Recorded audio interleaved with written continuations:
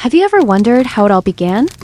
Long before cities, before language, even before fire, there was a world untamed, a world where survival was the only rule. Join me as we travel back.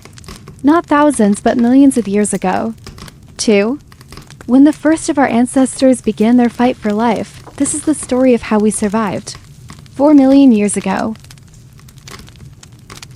A dangerous world 4 million years ago, the Earth was an unforgiving place, painted in shades of survival and struggle.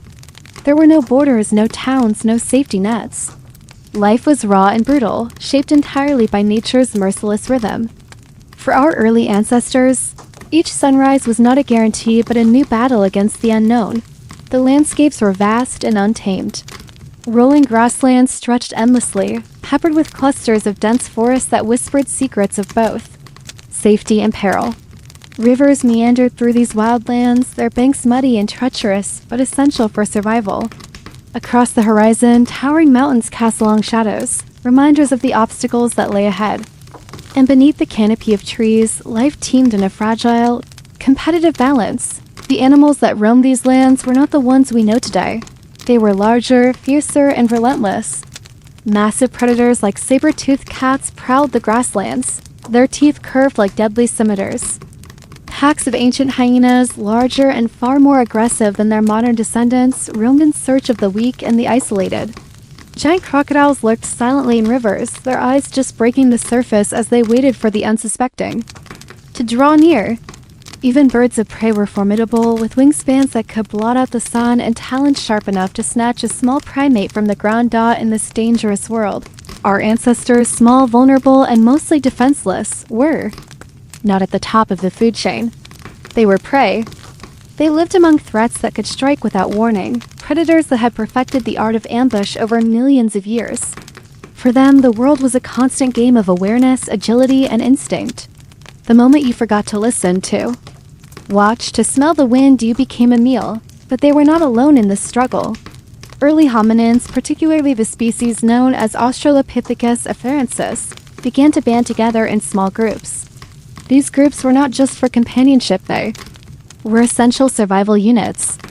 The bonds they formed were primitive but powerful, driven by an innate understanding that there was strength in numbers. In the early morning mist, a group of these ancestors would rise together, stretching their limbs after a night spent huddled close for warmth. With no fire to guard them, the cold was biting and the darkness was filled with unknown sounds. The rustle of leaves, the snap of a twig, the distant roar of a predator, it all meant something. Every sound was a message, every silence a warning. Their days were consumed by the pursuit of food and water. Hunger gnawed at their bellies with a persistence that could not be ignored. Fruits, nuts, roots, and the occasional small animal formed the bulk of their diet.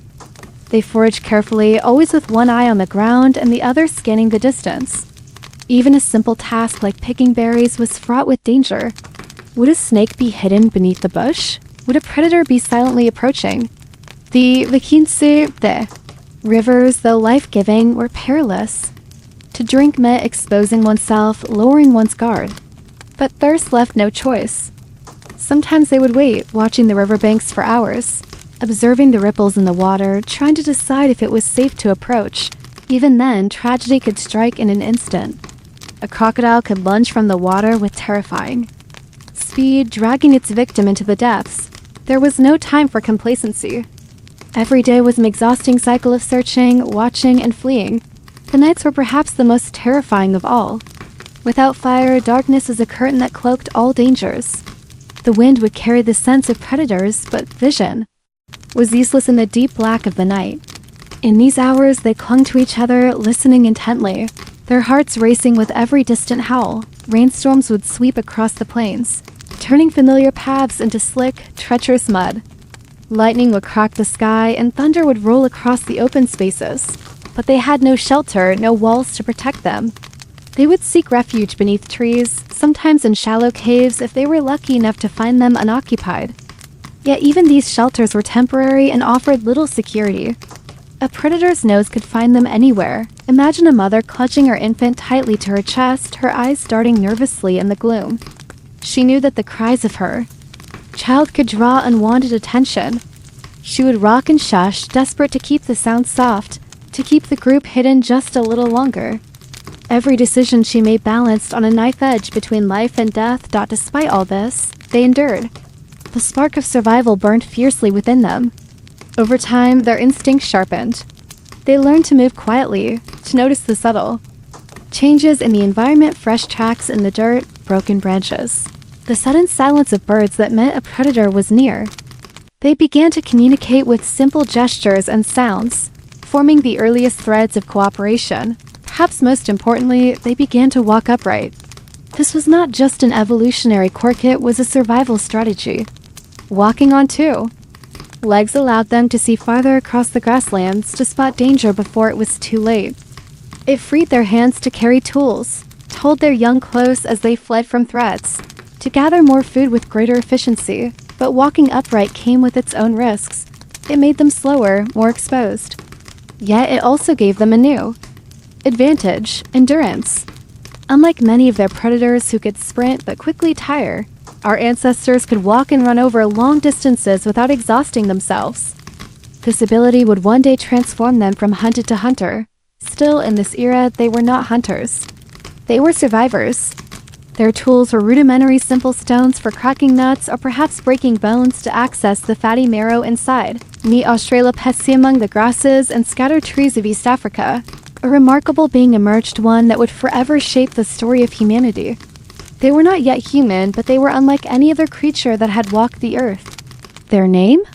Australopithecus. Perhaps the most famous among them is known to us as Lucy. Her bones, discovered millions of years later, would tell a story of both fragility and resilience. But in her own time, Lucy was just one of many struggling to survive in a world that offered little mercy. Lucy stood just over 3 feet tall, her frame small and lightly built. Her long arms hinted at a life still partly spent in the trees. But her pelvis and leg bones revealed something extraordinary. She walked upright. This simple shift in movement was revolutionary. To walk upright meant more than seeing over tall grasses. It meant carrying things, food, tools, even infants.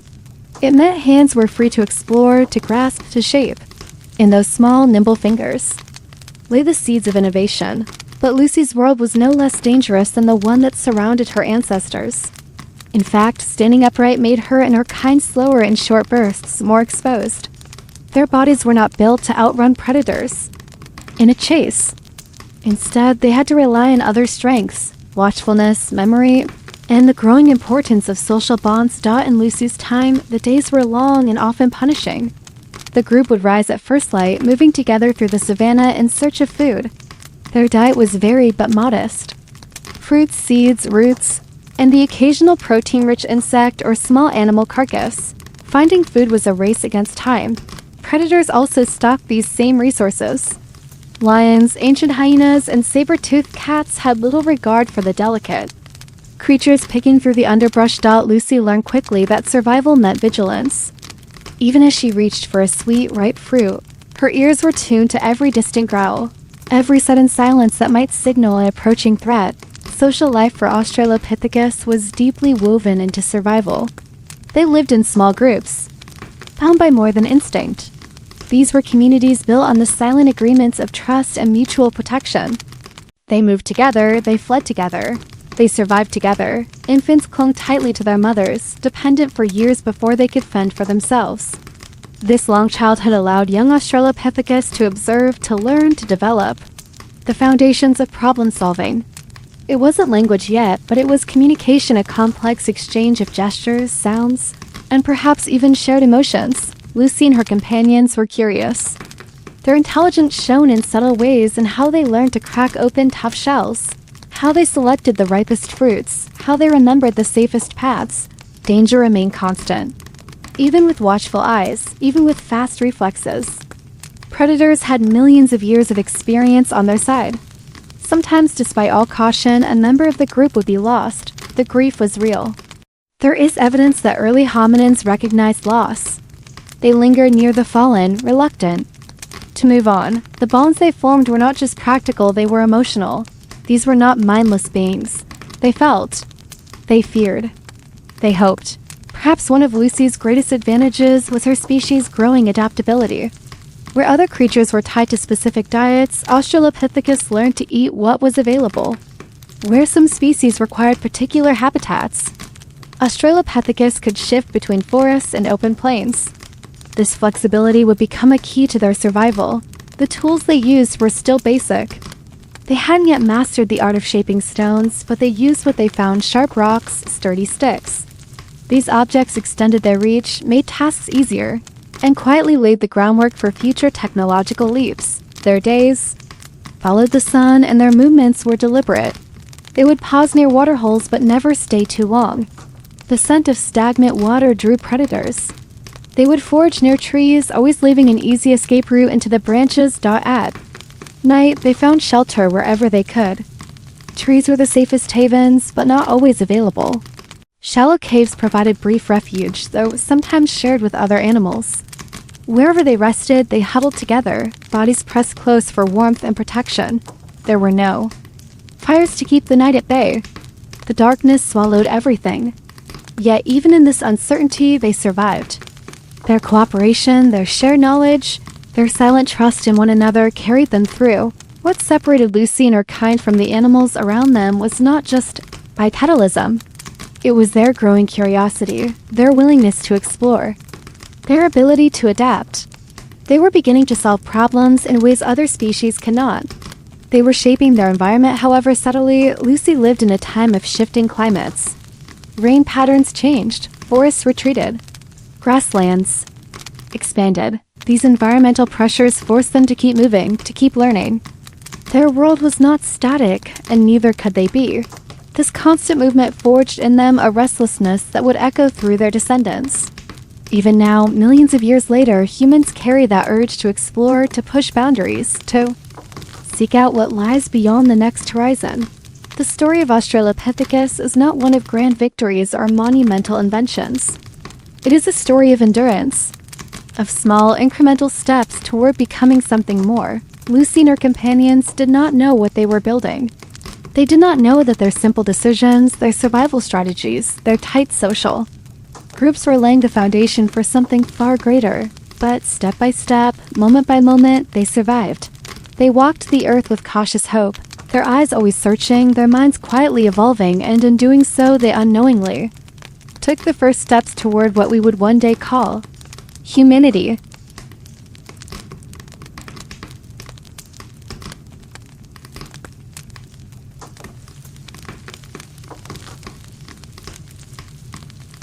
The struggle to eat survival for our early ancestors was a daily challenge, and perhaps nothing was more urgent than the need to find food. The landscape, while lush in places, was unpredictable. Food sources could vanish with the seasons, droughts could parch entire regions, and migrating herds could disappear for months. Every bite mattered. For Australopithecus, food wasn't guaranteed. They didn't have the privilege of stockpiling or storing resources. Their stomachs demanded constant attention. When the belly ached from emptiness, it was not just discomfort, it was a warning of potential death. Their diet was primarily plant-based. They foraged for fruits, leaves, nuts, seeds, and roots. Their sharp senses guided them to what was edible and what was not.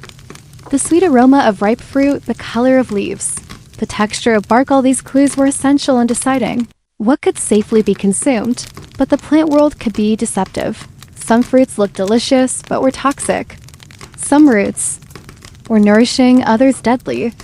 The elders in each group became living libraries of survival knowledge, teaching the young which plants were safe and which to avoid. This was not knowledge written or spoken, it was shown, demonstrated, and learned through careful observation. Water was another crucial need. Streams and rivers offered hydration, but also brought danger. The waterholes were shared with predators, crocodiles, large cats, and massive herbivores like ancient elephants and hippos that would trample anyone who wandered too close. Food competition was fierce. Other primates, scavengers, and predators all vied for the same limited resources. Sometimes groups would come into contact with one another, not always peacefully. A patch of fruit-bearing trees could lead to tense standoffs or violent skirmishes.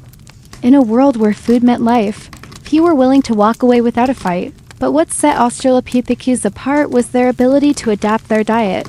Unlike many animals tied to specific food sources, our ancestors were opportunistic eaters. When fruits were scarce, they shifted to seeds, tough grasses, or even insects. When plants thinned, they followed animal carcasses, scavenging whatever was. Left behind by predators, scavenging was dangerous work. It meant approaching kill sites where lions or saber-toothed cats might still be lurking nearby. Yet the rewards were worth the risk. The fatty marrow inside bones was a treasure trove of energy, essential for fueling their growing brains. Early on, they likely used rocks to smash open bones, reaching the nutritious marrow that most other scavengers could not access. These first tool-using behaviors were small but monumental steps in human evolution. Sometimes their search for food led them to experiment with new items. They would poke at unfamiliar plants, sniffing, tasting cautiously. Some experiments were successful while others likely led to sickness or death. But each success, each safe discovery was passed on within the group.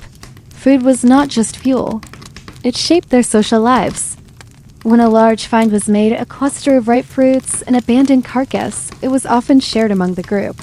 Sharing wasn't just practical.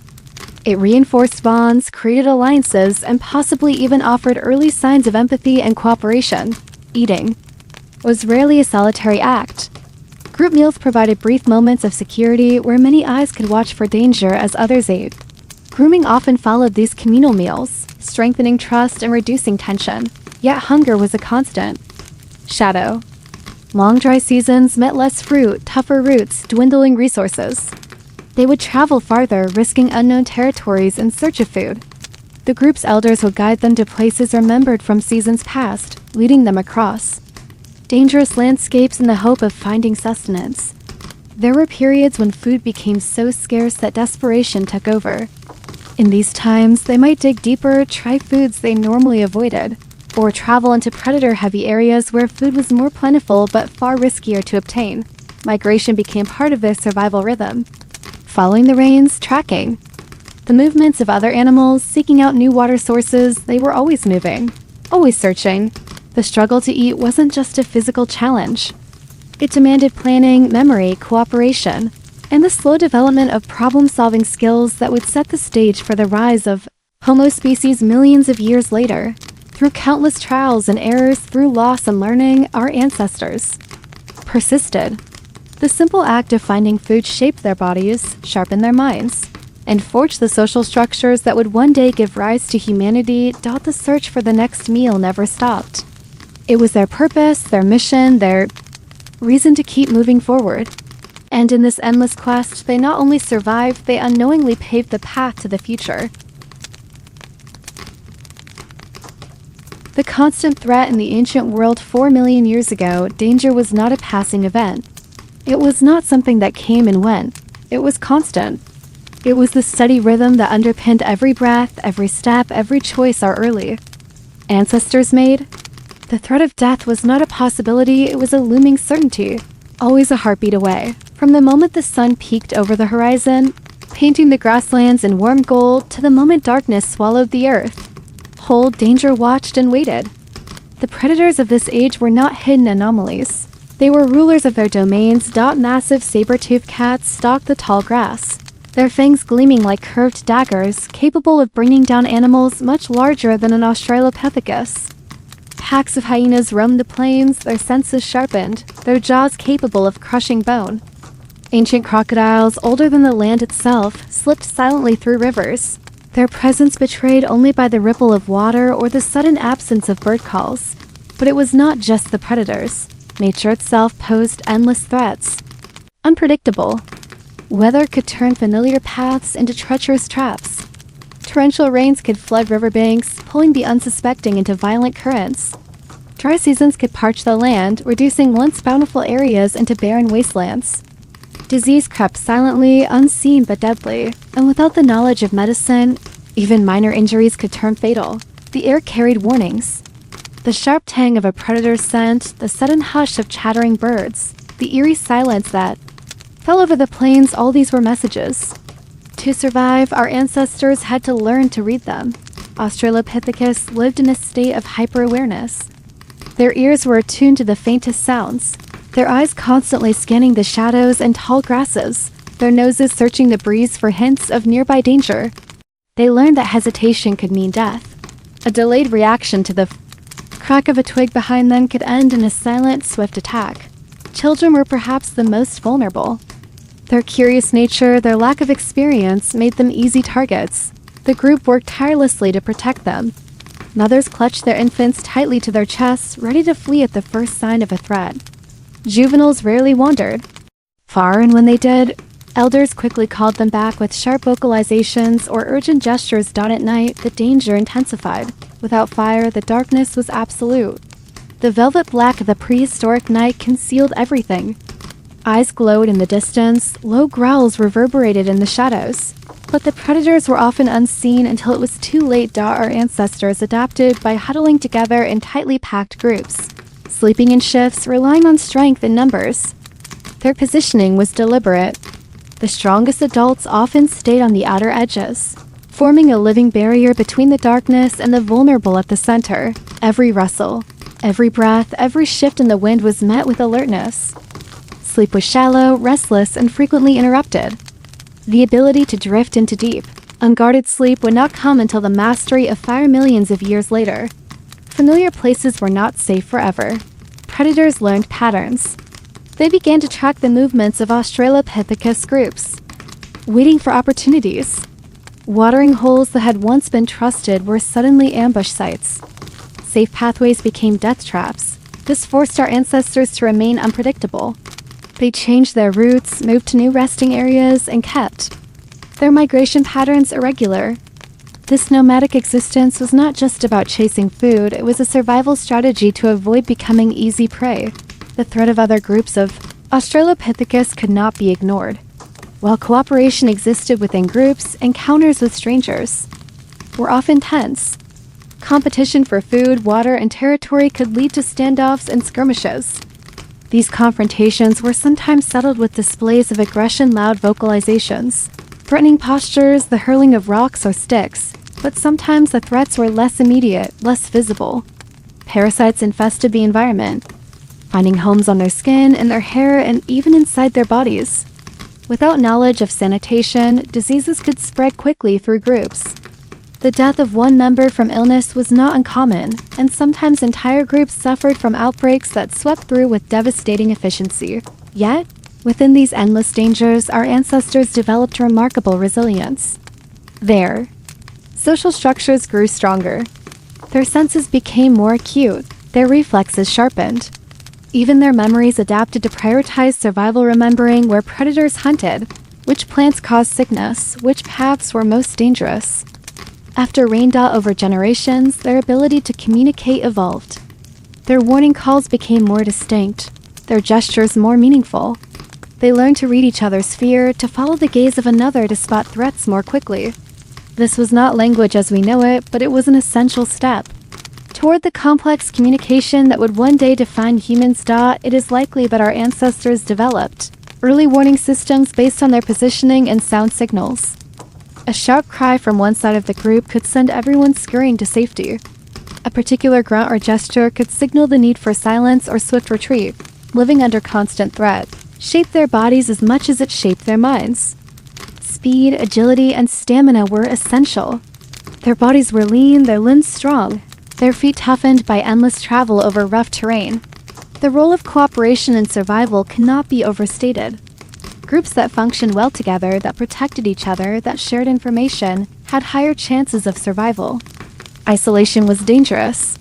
Those separated from their group rarely lasted long. Mothers who cooperated with other females, juveniles who learned to imitate the cautious behaviors of their elders, males who positioned themselves as vigilant sentinels, all contributed to the group's endurance. Even their tools, though simple, began to reflect their need for defense.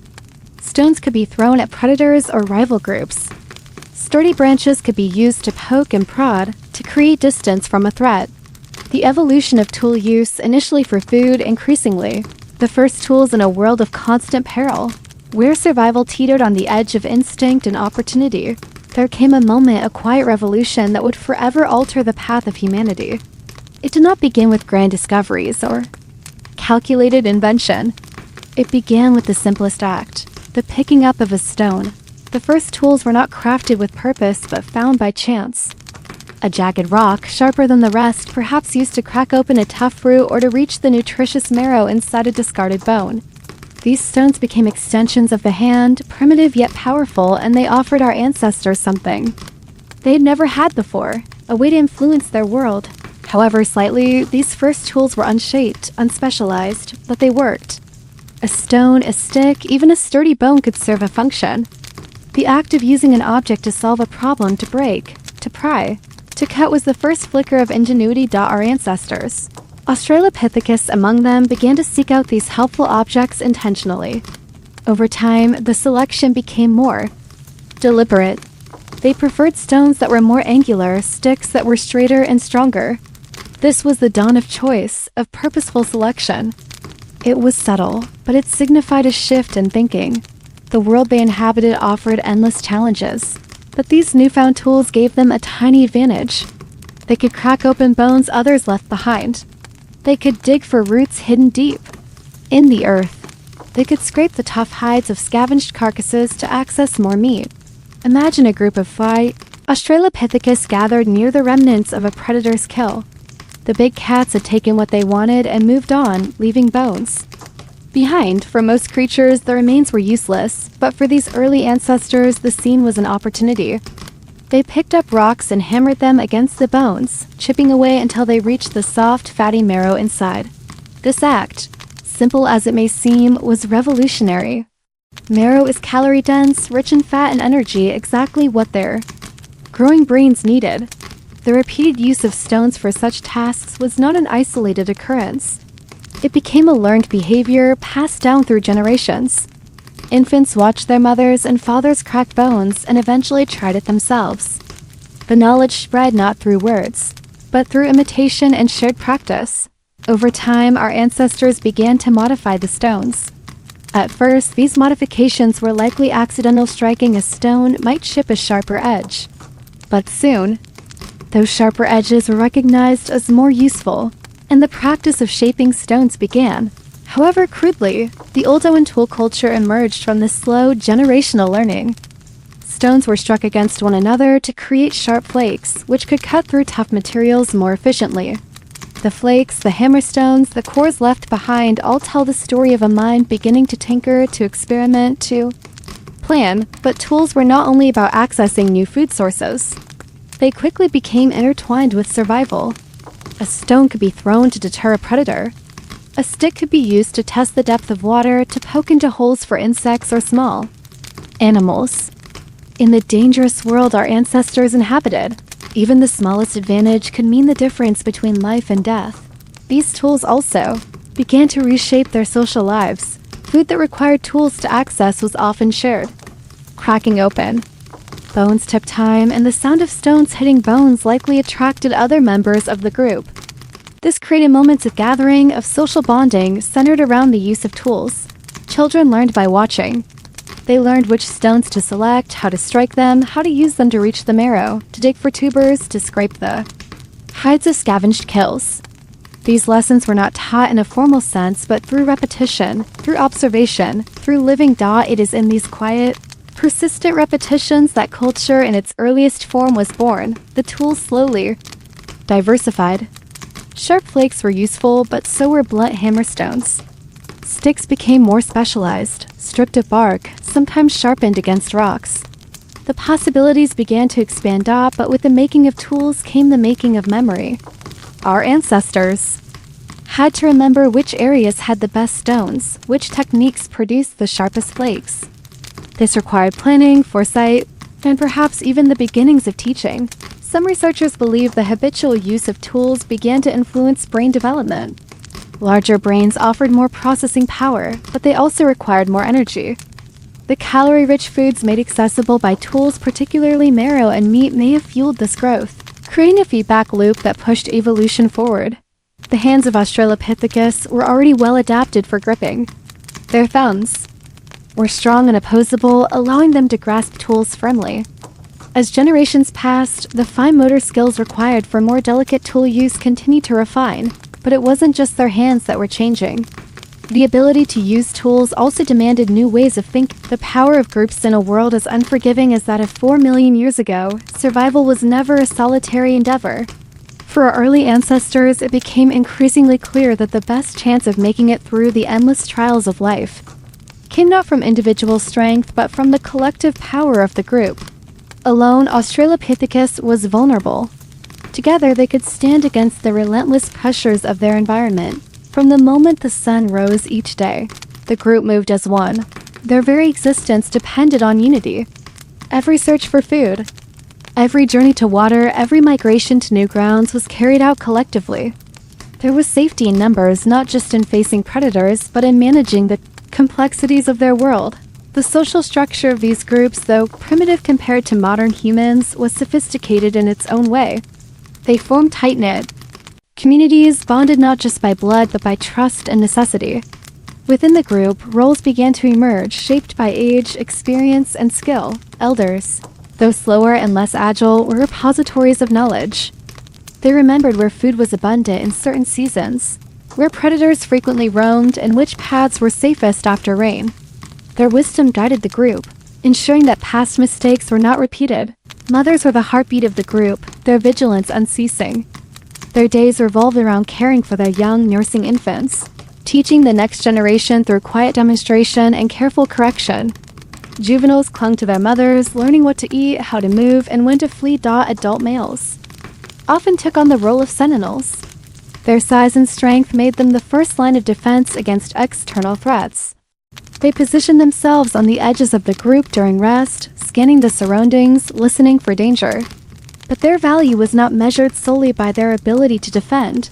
Cooperation, sharing, and knowledge were just as critical as physical strength. Within these social webs, alliances formed. Friendships, though perhaps not as complex as modern bonds, still emerged. Grooming rituals, shared meals, and coordinated movements strengthened these connections, reducing tension and fostering a sense of belonging. Disagreements, of course, occurred. Competing for food, mates, or space could lead to displays of aggression. These conflicts, however, rarely escalated to lethal violence within the group. Posturing, vocalizations, and occasional shoving matches served to establish boundaries and settle disputes. In most cases, the need for group cohesion overruled the instinct to dominate. What made these groups extraordinary was not just their cooperation, but their communication. Though they had not yet developed language as we know it, their vocalizations, gestures, and body language formed a rich tapestry of meaning. A sharp call might signal immediate danger. A soft grunt could indicate reassurance. A particular look or gesture could command attention or signal a change in direction. These communication methods allowed them to coordinate complex activities, to spread out safely while foraging, to alert one another to predators, to organize the defense of the vulnerable. The power of groups extended to their learning. Skills were not isolated to individuals. A discovery made by one member how to crack a bone more efficiently, how to find hidden water sources could be observed, mimicked, and spread throughout the group. This transmission of knowledge, however basic, represented the earliest threads of culture. The young were especially quick to learn. They watched with wide, attentive eyes as their elders demonstrated tool use, foraging techniques, and escape strategies. Mistakes were inevitable, but the group provided a safety net, correcting errors and guiding the young toward mastery. Their collective memory became their most valuable asset. Groups that remembered the locations of seasonal food sources, the migration patterns of prey, the dangers of certain areas, those were the groups that endured. When predators attacked, the group responded as one. Mothers clutched their infants tightly and sprinted for trees. Juveniles followed the path of their mothers. Adults grabbed stones, sticks, or anything that might serve as a deterrent, throwing them toward the threat, making loud, unified vocalizations meant to confuse and drive predators away. It was not perfect. Losses still occurred. Sometimes, despite their best efforts, a predator would succeed. The death of a group member did not pass without notice. Early hominins exhibited behaviors that suggest grief and mourning. They lingered near the fallen, showed reluctance to leave the site, and displayed subdued behavior in the aftermath. These reactions hint at the depth of their social bonds. The power of groups also shaped their exploration. No longer bound to one small territory, they ventured further, driven by the confidence that they could rely on one another for protection. They crossed rivers, moved into new regions, and adapted to shifting climates. This expansion was crucial, allowing them to escape depleted areas and discover new resources. Their shared experiences deepened their connections. Nights spent huddled together, days spent evading predators. The communal struggle against hunger these experiences bound. Then in ways that transcended mere survival, cooperative parenting emerged as another critical adaptation. While mothers bore the primary responsibility, other adults contributed to the care and protection of infants. This practice, known as allotparenting, lightened the burden on mothers and increased the survival chances of the young. It also fostered stronger group cohesion as individuals invested in the well-being of others' offspring. Over time, these groups became more than survival units. They became the role of movement. The story of our early ancestors is one of constant motion. Movement was not a choice, it was essential to survival. The environment demanded it, the seasons dictated it, and the relentless search for food and safety pushed them ever forward. For Australopithecus, life was a rhythm of migration, exploration, and adaptation. Remaining in one place was rarely an option. The resources in any given area were limited and quickly depleted by both the group itself and competing species. Once the fruit trees had been stripped bare, once the nearby watering holes began to dry, the group would feel the pull to move on. Their feet became their most valuable asset, carrying them across varied landscapes, from dense forests to sprawling savannas. Movement was not aimless. It was strategic. Elders remembered where fruiting trees would bloom with the return of rains. They recalled which riverbeds could be relied upon even during dry seasons and which territories teemed with predators that must be carefully avoided. Traveling required unity. Groups moved in carefully coordinated lines with mothers clutching their young tightly to their bodies, juveniles staying close, and adults positioned on the outskirts, ever watchful for danger. There was a rhythm to their travel, pausing to forage, resting in safe clearings, moving swiftly through areas where ambushes were likely. Migration routes were often dictated by the cycles of the land. Seasonal rains would transform parched plains into fertile grounds rich with life. These rains signaled a time to move, to follow the blooming vegetation, to track the herds that grazed in these rejuvenated spaces. Dry seasons forced them to retreat to more reliable water sources, which sometimes required long, arduous treks. These journeys were not without peril. Rivers teemed with crocodiles, dense forests hid leopards and snakes, and the open savannas exposed them to fast, relentless predators. Yet the group's mobility, their ability to quickly navigate through diverse and often dangerous terrains, gave them an edge. Their movement patterns shaped their bodies. Australopithecus had developed the ability to walk upright over long distances. Their stride was not as efficient as modern humans, but it was steady and adaptable. Their feet, shaped for both grasping and walking, allowed them to climb when hind feet, shaped for both grasping and walking, necessary and traverse uneven ground with agility. Moving together fostered deep social cohesion. Long journeys meant hours spent in each other's company, strengthening the bonds within the group. Shared hardships, hunger, fatigue, evading predators brought them closer. The young looked to their elders for cues, learning not just where to go but how to move with caution, how to listen to the landscape, how to recognize the signs of safety or danger. The role of movement extended beyond immediate survival. It allowed for the spread of ideas and tools. As groups traveled, they encountered other communities. Sometimes these encounters led to competition or conflict, but they also allowed for the exchange of techniques, the observation of different methods of tool use, and the expansion of collective knowledge. Movement also encouraged adaptability. No two regions were exactly alike. One area might be rich in fruit but poor in water. Another might offer shelter but be plagued by predators. Australopithecus had to adjust their behaviors and strategies continually, learning to thrive in forests, grasslands, and transitional zones. This constant adaptation honed their problem-solving skills. They learned to time their movements to avoid the worst heat of the day, to seek higher ground when rain threatened to flood low-lying areas, to avoid regions where competition from other species was too fierce. Migration cycles likely developed, with groups returning to familiar territories at specific times of the year. These circuits allowed them to maximize resources while minimizing the risks associated with overuse. They followed patterns of abundance, tracking the flowering of specific plants, the migration of grazing animals, and the filling of seasonal ponds. Their movement also influenced social structures. Groups that traveled successfully together survived. Those that failed to manage the challenges of migration, misjudging the seasons, lingering too long in dangerous territories, failing to protect the young during river crossings, faced dwindling numbers and possible extinction. Discipline of moving together required subtle coordination. Though language had not yet developed, vocalizations and gestures allowed for the transmission of basic information.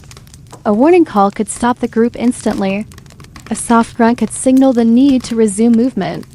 Body postures conveyed urgency, caution, or the presence of potential food.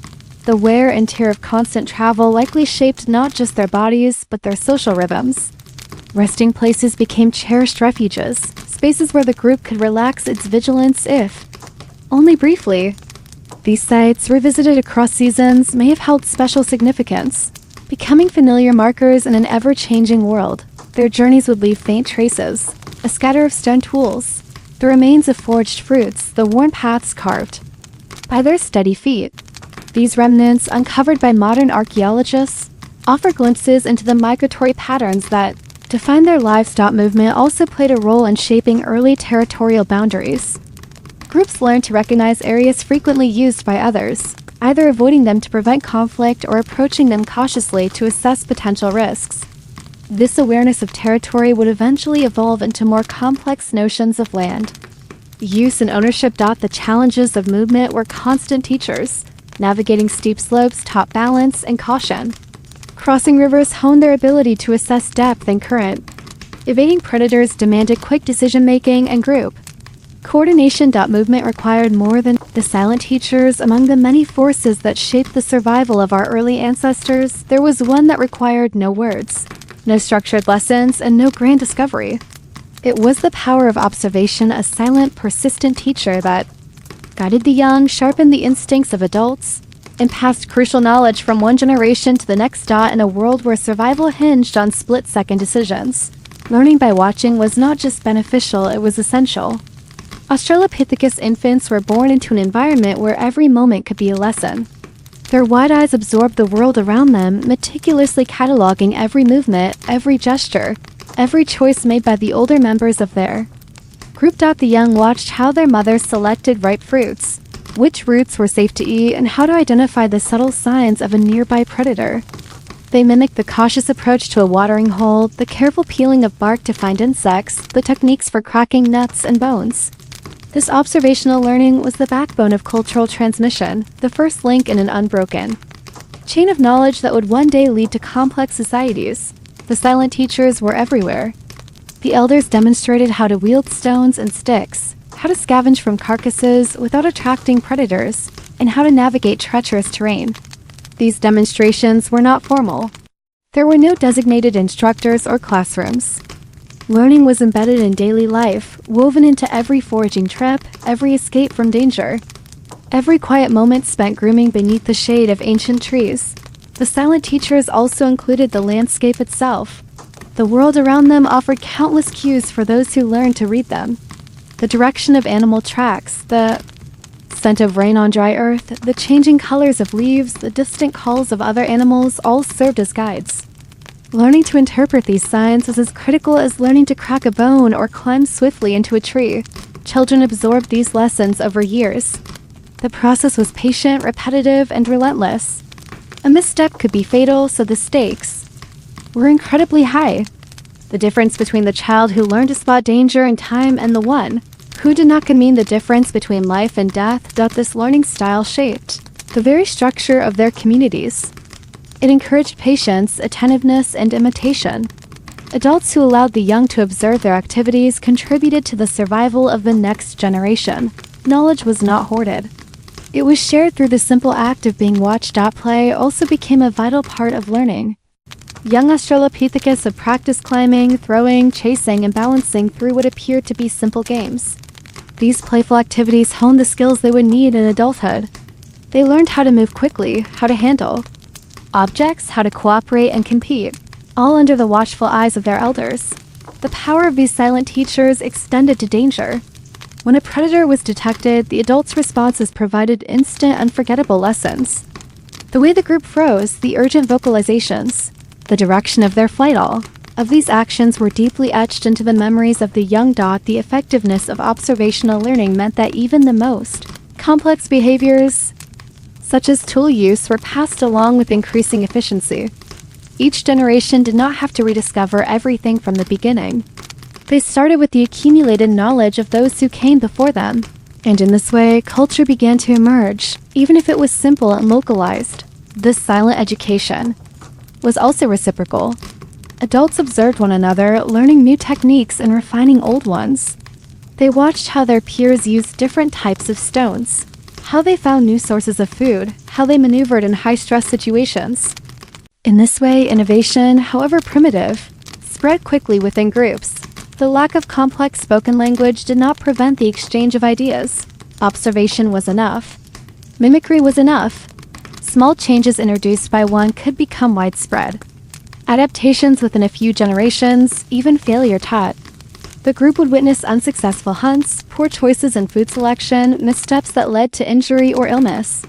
These moments were etched into collective memory, shaping future behavior.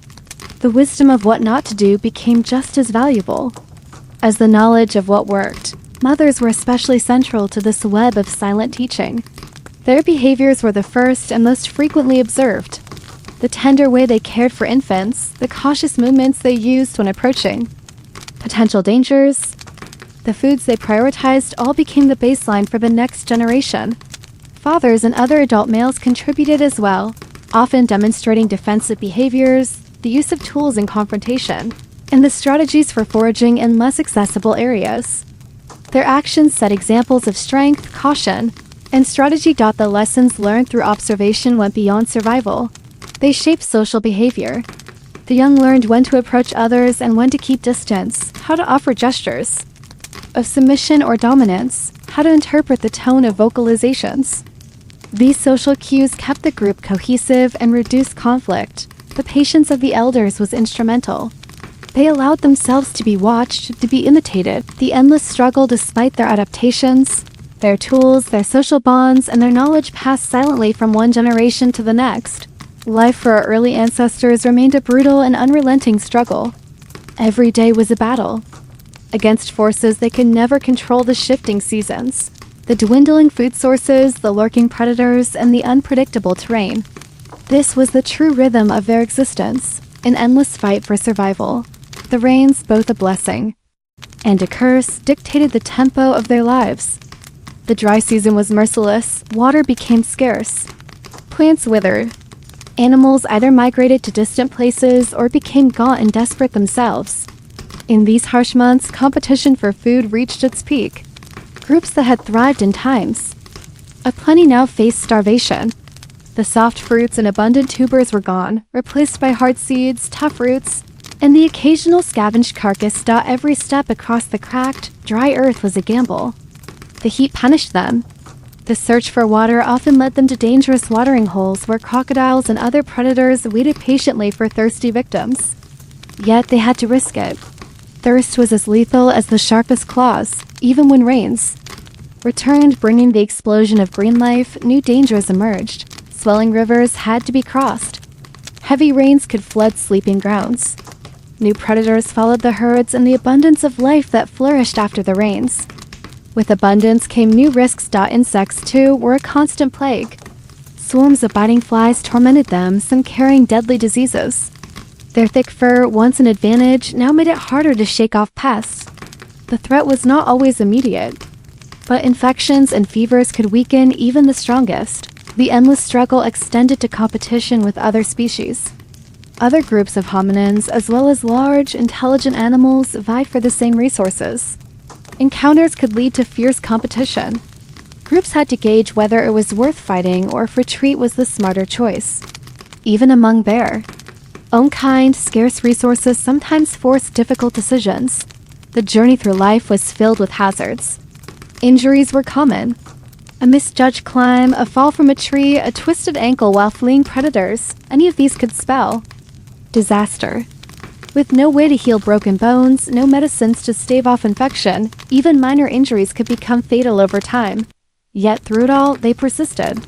This persistence was not born of comfort but of sheer necessity. They adapted continually, adjusting their strategies, expanding their ranges, modifying their diets, and learning from each hard-earned lesson. Famine taught them to eat what they might otherwise avoid: roots buried deeper, leaves more bitter, insects less desirable. Scarcity forced innovation. They cracked harder nuts, sought out marrow in older, drier bones, and scavenged more daringly from predators' leftovers. Fire, though not yet mastered, perhaps beckoned to them a flicker of curiosity when they witnessed lightning igniting dry grass or saw the glowing embers left by natural burns. Though still a distant chapter in human history, the seeds of this great leap may have been planted in the minds of those who watched fire from a cautious distance. The endless struggle also shaped their relationships. Bonds were tested. Groups that learned to share, to support their injured, to protect their young, survived longer. Cooperation was not just an advantage, it was essential. A mother with an injured hand needed the help of others to feed her. Child, a juvenile separated from the group, needed someone to guide them back. Even the act of grooming became a crucial expression of care, reducing tension and reinforcing trust. Loss was a constant companion. Infants perished from falls, predators, or illness. Adults succumbed to injuries, starvation, or attacks. Each loss was felt. The group would often linger near the fallen, their behavior subdued, their movements slower, as though weighed down by the silent ache of grief. Yet the group would move on. They had to. The dangers of remaining in one place too long outweighed the pull of memory. Their footsteps, pressed into the soft earth, marked their passing, but the land quickly reclaimed them. The endless struggle was not entirely without moments of peace. There were days when food was plentiful, when the sun was warm but not punishing, when predators kept their distance. In these rare moments, the group would rest, groom, and play. Infants would climb over their mothers, juveniles would chase each other in clumsy games, and elders would sit quietly, observing the next generation. These moments of peace were fleeting, but they mattered. They strengthened the group, provided respite, and allowed for the quiet reinforcement of bonds that would help them face the next challenge. Their world demanded resilience, a relentless cycle of learning, adapting, and persevering. Failure, not death, but survival, however brief, was a testament to their strength. The endless struggle was also a powerful shaper of the mind. It pushed the boundaries of memory, pattern recognition, and planning. Over time, these pressures would mold the cognitive abilities that set the stage for the rise of more advanced hominins. Through generation after generation, they did not give up. They could not. They passed their hard-won knowledge to their young, who would, in turn, face the same brutal rhythms. Theirs was not a story of comfort, but of grit. It was a story of moving forward despite exhaustion, of choosing to risk the river crossing, of standing together against the lion, of teaching the next generation to avoid the mistakes of the last. This endless struggle defined them. It shaped their bodies, their behaviors, their social lives, and the tools they would one day refine. Theirs was the quiet, enduring triumph of survival in a world that offered no mercy, and from their resilience, the roots of humanity would grow. The story of these early ancestors is not just about where we come from, it is about how they fought, how they endured, and how, against the odds, they continued.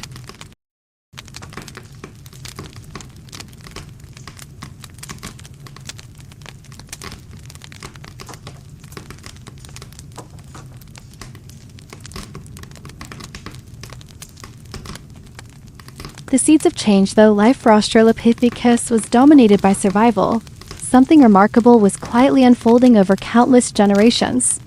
Beneath the constant battles with predators, the unending search for food, and the fight against the elements, the seeds of extraordinary change were being planted, changes that would one day lead to the dawn of humanity as we know it. These seeds did not sprout in a single moment. They germinated slowly, quietly, shaped by the pressures of their brutal environment. They took root in the small improvements in tools and the sharpening of observational skills, in the strengthening of social bonds, and in the subtle yet critical expansions of cognitive capacity. It began with curiosity. Australopithecus had learned to manipulate stones and sticks, but as their descendants explored the limits of their primitive tools, curiosity led them to try new methods. They struck stones together, breaking them in different ways, gradually discovering that a sharper edge made tasks easier. These small moments of trial and error, repeated across generations, laid the foundation for the more refined tool-making that would come in the future. Curiosity extended to their environment. They learned to watch not just their own kind, but also the behavior of other animals. They studied the foraging patterns of monkeys, the migration routes of antelope, the nesting sites of birds. By observing the success and failure of other species, they gathered information that shaped their own survival strategies. The seeds of change also took root in their social structures. Their cooperation became increasingly sophisticated. The benefits of working together were undeniable. Sharing food increased the chances of survival during lean times, and protecting the young became easier when the group moved as a coordinated unit. The basic building blocks of empathy, trust, and altruism were beginning to emerge. Simple communication methods expanded. Their range of vocalizations, gestures, and facial expressions became more nuanced, capable of conveying more than just danger or comfort. They began to express intention, to call attention to specific objects, to signal desires and warnings with greater precision. Though language was still far in the future, the groundwork was being laid with each subtle expansion. In communication, even their movements began to reflect deeper planning. They remembered distant locations where food could be found during specific seasons. They anticipated the dangers posed by certain predators based on past encounters. The seeds of memory and foresight were being carefully sown. Mothers began teaching their young with greater intention. While much learning still occurred through observation, there were moments when mothers seemed to deliberately demonstrate specific skills, pausing repeating actions and allowing the young to mimic them. These moments were critical steps toward the teaching behaviors that would one day flourish in human societies. The seeds of cultural transmission were slowly sprouting. Groups began to develop unique methods for using tools, finding food, and navigating their environment. These patterns were passed down within each group, creating early forms of cultural identity that distinguished one community from another. The seeds of emotional depth continued to grow. Grief, attachment, loyalty, these feelings shaped their decisions, influenced their social bonds, and guided their behavior. Their lives were not just about surviving the next day, but about protecting the ones they cared for, about staying connected, about seeking the comfort of familiar faces. They ventured further afield, pushing the boundaries of their territories, discovering new landscapes, and encountering new challenges. These migrations exposed them to new climates, new predators, and new opportunities. As their world expanded, so too did their adaptability. The seeds of curiosity, cooperation, communication, and cultural learning began to intertwine, slowly transforming these early hominins from mere survivors into pioneers of evolution. Perhaps they occasionally returned to the same sites, recognizing familiar trees, reliable waterholes, or ancient pathways. These places became landmarks, reference points in their growing cognitive maps of the world. Their mental landscapes stretched beyond what they could see, encompassing memories of where they had been and where they could go. Fire, still beyond. Their grasp continued to fascinate them. They watched it from a distance, learning to associate its destructive power with the renewal that followed. In the aftermath of a fire, the landscape changed. New shoots appeared, animals returned, and sometimes food became more accessible. These observations planted the seeds of a future breakthrough that would eventually transform human life. They began experimenting more with materials. Stones of different hardness produced different results when struck. Bones could be used for digging, sticks could be shaped for specific purposes. Each generation inherited these discoveries and added their own. Social complexity deepened. Bonds within groups became stronger, but the boundaries between groups became clearer. Encounters with other hominin communities were fraught with uncertainty. Some meetings may have led to exchanges of knowledge, others to conflict. These intergroup dynamics pushed the development of social strategies, trust-building behaviors, and possibly even the first inklings of territorial awareness. The seeds of leadership may have begun to sprout. Certain individuals, whether through experience, strength, or wisdom, could have held influence over the group's decisions. Their guidance, particularly during migrations or times of danger, would have played a pivotal role in group survival. Their cognitive horizons continued to expand. They began to anticipate the movements of predators, to recognize that the presence of vultures signaled nearby carrion, to understand that the shifting of clouds might precede rainfall. These associations were the early sparks of reasoning, the primitive roots of problem-solving. Tool use, though still basic, became the dawn of a new age. The story of Australopithecus is the story of beginnings. But as millions of years passed, subtle shifts began to herald the arrival of something new, a dawn that would eventually give rise to our genus, Homo. These changes did not appear overnight, nor were they the result of a single spark. Rather, they were the culmination of countless generations of learning, experimenting, and enduring.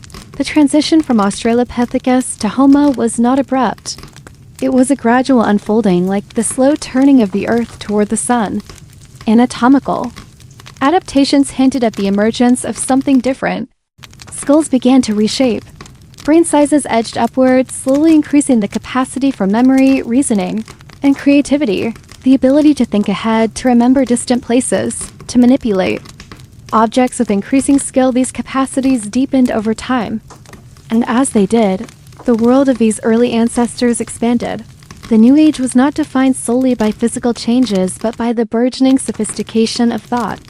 Australopithecus groups had long relied on basic tools, but their descendants began refining these implements with greater purpose. Sharp-edged stones became more deliberately crafted, more specialized. The hands that shaped them were evolving, becoming more dexterous, more capable of precise movements. The mind behind those hands was evolving as well. Complex social interactions demanded more than instinct. Memory and foresight were essential for maintaining alliances, coordinating group movements, and teaching the young.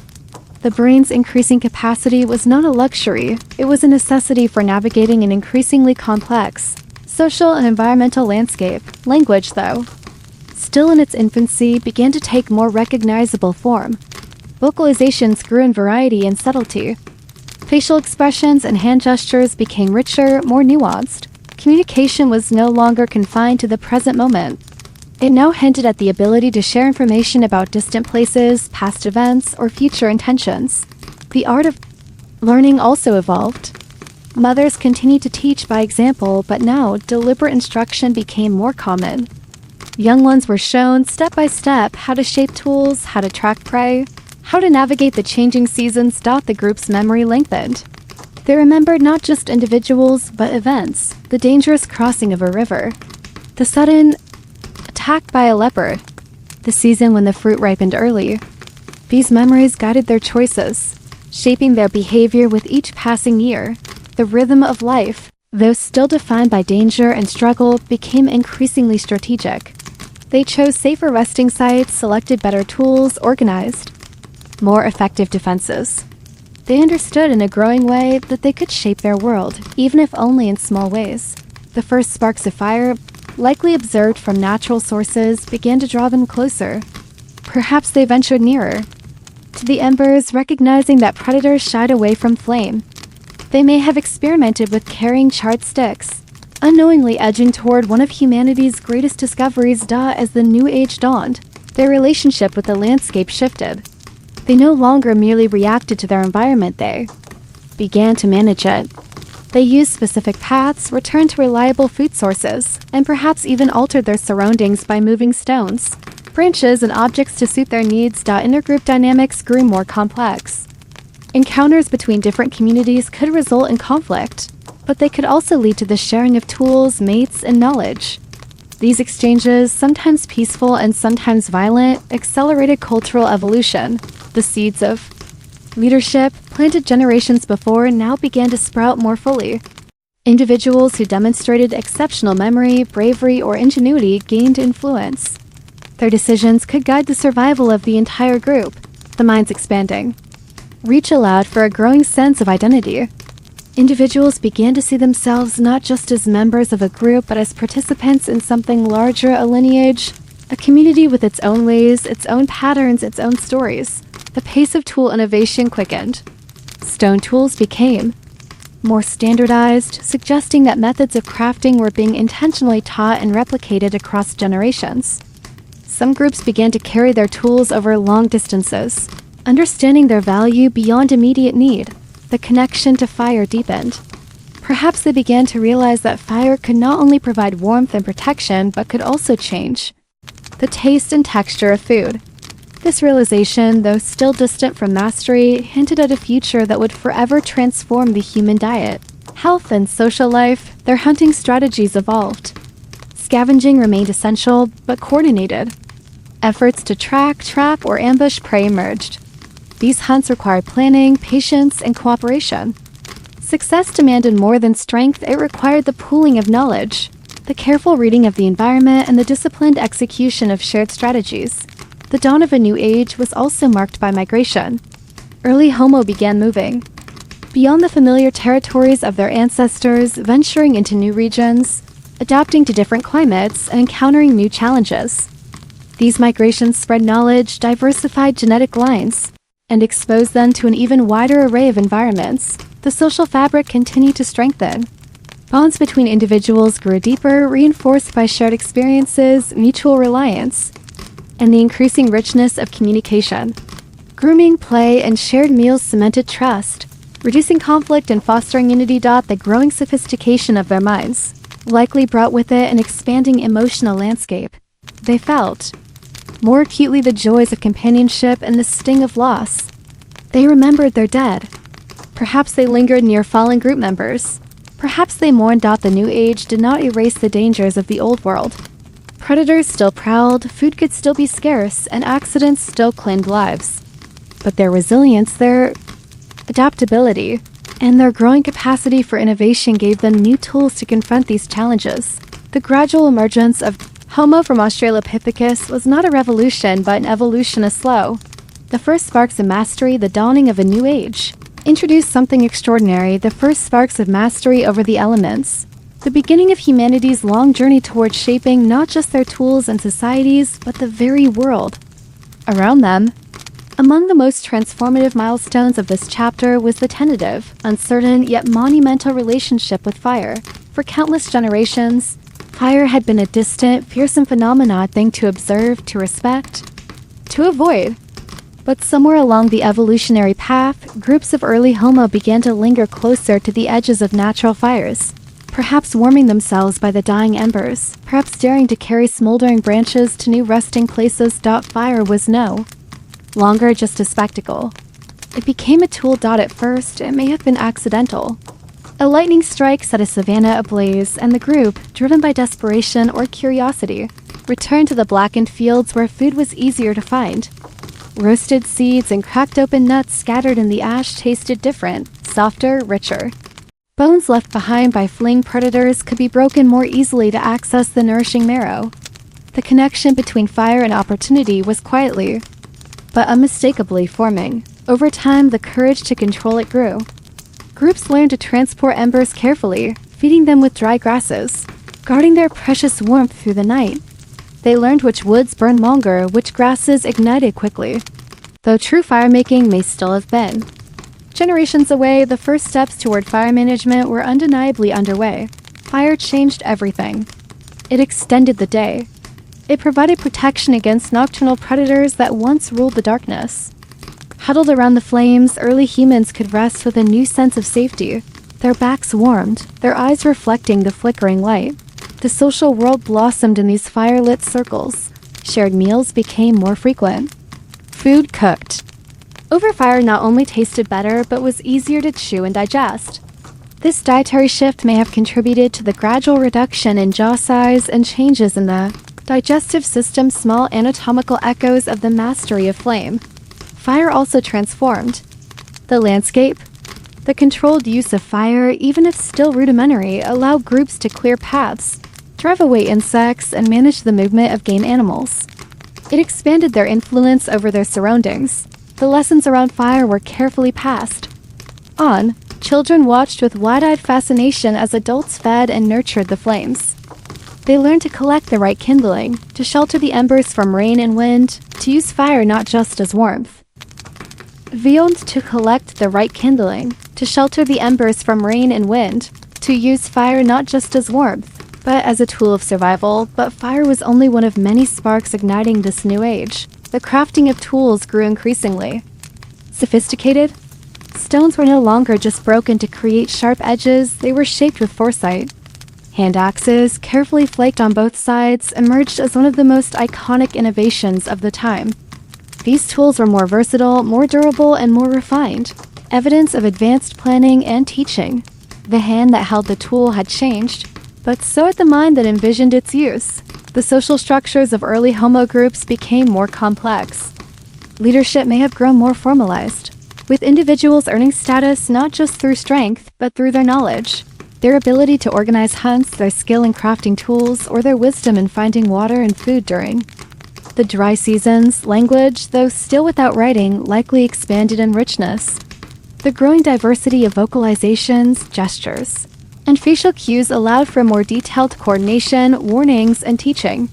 Groups could now share stories of distant places, describe complex tasks, and plan for challenges yet to come. These advances enabled early humans to explore further than ever before. They began to migrate out of Africa, their footsteps pressing into unfamiliar soils, their eyes scanning unknown horizons. With each migration, they encountered new climates, new predators, and new opportunities. In colder regions, fire became even more critical. It allowed them to venture into lands where they would have otherwise perished. It warmed them, dried their furs, and softened the tough roots and meats that sustained them. The mastery of fire, even in its early stages, stitched its way into every part of their lives. Fire transformed the night. It may have provided the earliest stages of storytelling. Huddled close to the flames, protected from the cold and the beasts that lurked beyond the circle of light, early humans may have shared memories, warnings, and dreams. The embers glowed as the seeds of spoken tradition began to take root. Their emotional world deepened. The bonds between group members became more intricate. They mourned their dead with greater tenderness, perhaps marking the places where loved ones fell, perhaps leaving behind tokens of memory, a shaped stone, a favored tool, a carefully placed branch. Fire enabled the creation of new tools. Hard stones could be heated to make them easier to fracture, birch bark could be processed into adhesives, and eventually, in later chapters, fire would allow them to cook clays and create pottery. But these distant futures all began with these first fragile sparks. The mastery of fire reflected a profound shift. Early humans were no longer mere participants in their environment. They were beginning to shape it, to mold it, to bend it to their needs. They were stepping onto a new path, one that would lead them away from a life of pure reaction and toward a life of creation. With each generation, the grip on fire grew stronger. Their tools improved. Their migrations continued. Their stories grew richer. Their societies, though still small, became more organized. The first sparks of mastery were now blazing into something unstoppable. The dawn had arrived, and the world would never be the same. Beyond survival, the mastery of fire and the refinement of tools signaled a profound turning point in early human history. Life was still harsh, but now survival was no longer the sole focus. Early humans began to push beyond mere existence, stepping into a world where they could influence their fate more directly. They were no longer simply reacting to the dangers and opportunities around them, they were beginning to shape their environment, their communities, and their future. This chapter marked the rise of creativity, complex planning, and cultural expression. One of the most critical developments was the diversification of tools. No longer limited to sharp stones and basic hand axes, early humans began crafting specialized implements. Scrapers for cleaning hides, chisels for working wood, and points for hunting emerged, each carefully designed for specific tasks. This growing toolkit was a reflection of a deeper cognitive shift, the ability to imagine solutions before they were needed. Hunting itself evolved. The hunts became more coordinated, with groups using intricate strategies to corner prey, to create natural traps, and to drive animals toward kill zones. Such tactics required detailed communication, trust, and foresight. These hunts were dangerous, but their success provided not just food, but materials for clothing, shelter, and tools. Clothing, once rudimentary, began to take on greater importance. In colder climates, the crafting of garments from animal hides became essential. Early humans learned to scrape, stretch, and soften skins, binding them with sinew and fastening them with sharpened bone. Clothing allowed them to endure in regions previously uninhabitable, pushing the boundaries of their migrations further still. Shelters also became more sophisticated. Simple windbreaks of branches and leaves gave way to more stable structures, including the use of mammoth bones and large stones to support coverings of hides and foliage. These shelters provided crucial protection against the elements and predators, creating safer, more comfortable resting places. Their diets expanded, not just through hunting but through an increased understanding of plant life. They learned to distinguish between edible and poisonous plants, to gather roots, seeds, berries, and nuts with careful selection. Some evidence suggests they may have begun to process foods in more complex ways, perhaps even soaking or grinding seeds to improve their digestibility. The relationship with fire deepened. Beyond warmth and cooking, fire became central to social gatherings, to the organization of living spaces, and to the daily rhythm of life. Firelight offered security, community, and perhaps even the earliest sparks of ritual. Social bonds grew stronger, more intricate. The division of labor became more defined, with tasks distributed across age and gender lines. Elders, no longer the fastest or strongest, took on roles as keepers of knowledge, storytellers, and mentors. Their wisdom and experience became a critical resource. The emotional depth within groups expanded. Mourning rituals became more apparent, with burials that hinted at deliberate placement, offerings, and perhaps even spiritual belief. Graves sometimes contained tools, animal bones, or red ochre, suggesting an awareness of life beyond death or desire to honor the departed. Language continued to evolve. The need for more complex communication drove the development of increasingly rich vocal patterns. Gestures and expressions supported these sounds, creating a vibrant, flexible system of communication that allowed for teaching, storytelling, and planning. The concept of community identity strengthened. Groups developed unique methods of toolmaking, hunting, and crafting that distinguished them from neighboring groups. These cultural signatures were passed from generation to generation, forming the earliest threads of tradition. Art began to emerge, subtle at first. Carvings on bones, deliberate patterns etched into stones, and possibly the use of pigments suggest that early humans sought to leave marks beyond mere functionality. These expressions hinted at an aesthetic sense, a desire to represent their world, to remember, to symbolize. Migration remained relentless. Early humans crossed formidable landscapes, mountains, deserts, and vast plains. They adapted to ice and snow, to dense forests and coastal regions. Their footprints stretched across continents, their resilience guiding them into every habitable corner of the earth. Their mastery of fire, tools, and planning enabled these journeys. In colder climates, fire was essential for survival, as was the ability to craft clothing and build sturdy shelters. In warmer regions, knowledge of plants, animals, and seasonal cycles became the cornerstone of survival. As groups spread, they encountered other hominin species. Some interactions may have led to competition, but others likely resulted in exchanges of knowledge, tools, and even genetic material.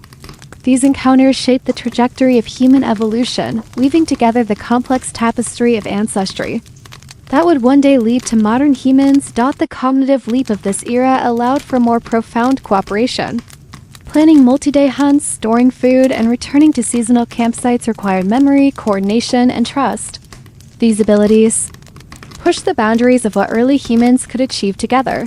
The social circles expanded. Friendships, alliances, and rivalries wove the fabric of daily life. Relationships stretched across families and across generations. Storytelling became a central part of these connections, a way to pass down history, to teach survival skills, to bond through shared laughter, fear, and wonder.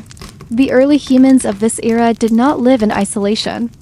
Their lives were deeply intertwined with one another, with the animals they hunted, the plants they gathered, and the lands they traversed.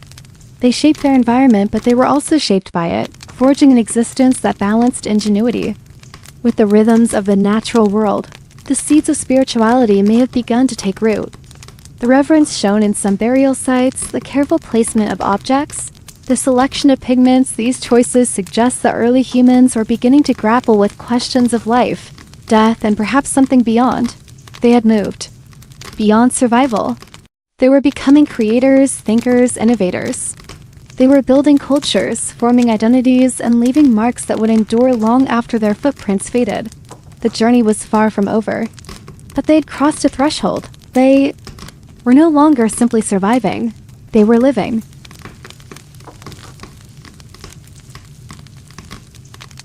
Building the first societies, the evolution from mere survival to purposeful living set the foundation for the next great leap, the formation of the first societies. Early humans, scattered across vast landscapes, began to cluster into larger, more cohesive groups.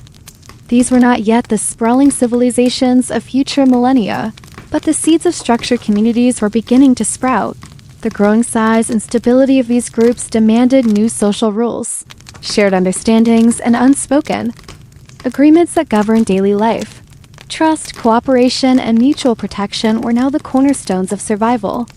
The ability to share resources, settle disputes, and support the vulnerable members of the group became more important than ever. Territories became more clearly defined. Early humans marked their presence through regular occupation, tool-making debris, and paths worn into the earth. They may have used visual signals, piles of stones, arrangements of bones, or symbolic markings to communicate territorial claims. Or warn rival groups. Conflict, though still present, was often balanced by the need for trade, intergroup alliances, and the sharing of critical survival knowledge. Exchanges of stone tools, pigments, or food supplies likely began to form the earliest trade networks. Such exchanges fostered intergroup relationships that would shape human societies for millennia to come. With larger groups came the need for clearer leadership. Authority may have rested in the hands of those with hunting prowess, deep knowledge of the land, or exceptional wisdom. Leaders guided migrations, organized defenses, and helped mediate internal conflicts. Gender roles, while still flexible in many ways, may have become more specialized within these emerging societies. Women, men, elders, and children each held valuable roles, contributing unique skills and perspectives that supported the group's survival and cohesion. The sharing of knowledge deepened. Skills that once took years to master, like crafting, advanced. Tools, tracking animals, or recognizing medicinal plants, were passed down more intentionally. Teaching became a core responsibility of elders, whose accumulated experience was now recognized as essential. The mastery of fire continued to evolve, now integral to almost every aspect of life. Controlled hearths within shelters provided warmth. Cooked food and likely served as central gathering places. Fire was a constant companion, a source of light, security, and even symbolism. Symbolic thinking expanded alongside practical innovation. The markings on bones and stones became more intricate, possibly carrying meanings known only to those within the group. Shells, beads, and ochre pigments began to appear with greater frequency, hinting at early forms of personal adornment or social status indicators. Burial practices became more deliberate. Bodies were sometimes interred with tools, animal bones, or colored earth, suggesting not only grief but perhaps the stirrings of spiritual beliefs. These early humans seemed to honor their dead, reflecting a growing awareness of life's deeper mysteries. Language blossomed further. Conversations around the fire, detailed hunting plans, and the sharing of memories all required more precise, nuanced communication. The vocabulary of early humans expanded, as did their ability to convey emotions, ideas, and complex instructions. Social rituals likely began to take shape. Certain foods may have been reserved for communal meals, certain gestures reserved for greetings or farewells. Certain objects passed from generation to generation as symbols of lineage or tradition. Art too found new expressions. Handprints on cave walls, rhythmic patterns carved into stone, and carefully shaped figurines suggest that early humans were beginning to explore beauty, memory, and possibly even belief. As groups settled in favorable areas for longer periods, the first traces of semi-permanent living sites appeared. These proto-villages may have centered around reliable water sources, with structures that could be repaired and reused seasonally. These settlements were not yet permanent, but they reflected a growing inclination toward placemaking. Food storage, while still rudimentary, began to develop. Groups learned to set aside dried meats, nuts, and seeds for future use, demonstrating an ability to plan beyond immediate needs. This foresight marked a critical step toward the eventual rise of agriculture. The social bonds between families and extended kin grew tighter. Alliances between groups were often forged through shared hunts, mutual protection, and perhaps even the exchange of individuals to strengthen genetic diversity and social ties. The earliest hierarchies may have begun to emerge, but these societies were likely still fluid and adaptable. Leaders earned respect for merit, wisdom, and service rather than inheritance or wealth. The ability to imagine the future, to plan seasons ahead, to return to favorite sites year after year, these mental shifts laid the groundwork for everything that would come after. The first societies were not yet civilizations, but they were a profound leap from the isolated, instinct-driven lives of distant ancestors. Early humans were now living in communities that offered stability, memory, and identity. They had created a world where the sharing of stories, the honoring of the dead, and the creation of beauty were as essential as the hunt and the fire. They were building the foundations of what it means to be human. The return of winter. As early humans built their first societies, the cycles of nature continued to remind them of their vulnerability. Among the most relentless of these cycles was the return of winter, a season that demanded the greatest ingenuity, cooperation, and resilience. The cold tested every lesson they had learned. It pushed their shelters to their limits, stretched their food stores thin, and challenged their bodies in ways no other season could. The preparation for winter began long before the first chill arrived. Groups carefully tracked the changing skies, the migration patterns of animals, and the subtle shifts in plant life. They gathered roots, seeds, nuts, and dried meats, storing them in hidden caches and well-protected shelters. Fire became more critical than ever. The hearths, once centers of social life, now became the very heart of survival. Fires burned day and night, fed carefully by those assigned to keep the embers alive. The ability to control fire in the cold, wet months marked the difference between life and death. Clothing evolved further.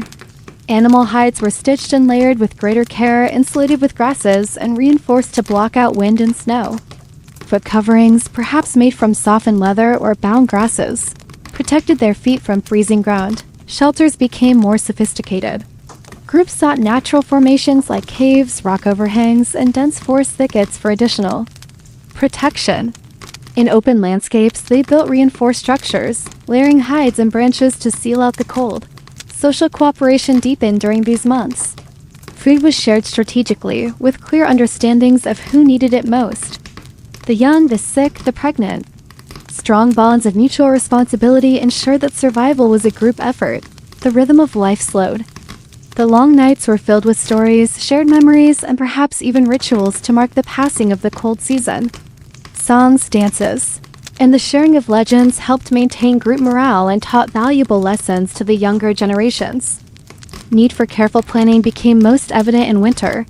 Mistakes that could be corrected in the warmer months now had dire consequences. The failure to store enough food, the loss of fire, or a poorly constructed shelter could mean tragedy. Hunting strategies adapted to the season. Some animals migrated while others hibernated or became more difficult to track. Early humans learned to follow the movements of reindeer, mammoths, and other cold weather prey, developing new techniques to hunt in snow-covered landscapes. Ice tools such as bone and stone points designed for winter prey may have emerged. Snowshoes made from woven branches or animal sinew could have eased movement across frozen terrain, allowing hunters to cover greater distances with less effort. The cold likely pushed innovation in food preparation. Early humans may have discovered ways to melt snow safely, to cook food more efficiently, and to use frozen earth as a storage advantage. Winter also reinforced the importance of group memory. Lessons passed down from elders about where to find shelter, which plants could still be eaten in winter, and how to avoid the dangers of ice and frostbite became lifelines. The emotional bonds within the group strengthened. The shared struggle against the cold, the communal fires, the stories told in the flickering light, these experiences tied them together in ways that transcended simple survival. It is possible that spiritual beliefs deepened during the long winters. The cold, the darkness, and the apparent death of the landscape may have led early humans to seek comfort in ritual, in the belief that life would return with the spring. They may have honored the sun's gradual return, marking its appearance with celebrations that planted the earliest seeds of seasonal festivals. Winter was a formidable teacher. It demanded cooperation, foresight, creativity, and resilience. It shaped not just the physical evolution of early humans, But their social structures, their innovations, and perhaps even their spiritual lives. Each winter survived was a victory. Each fire that burned through the night was a beacon of endurance. The return of winter did not stop them. It made them stronger.